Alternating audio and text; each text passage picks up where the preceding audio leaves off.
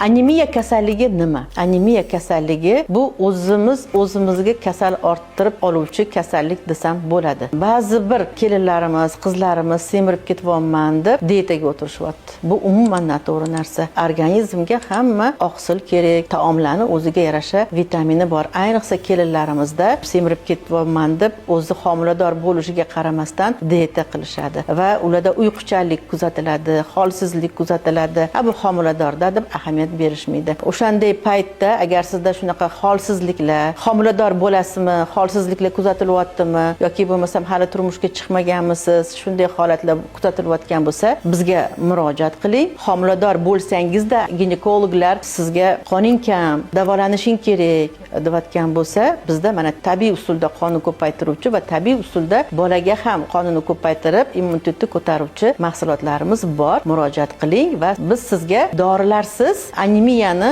asoratlarini bartaraf etishga yordam beramiz.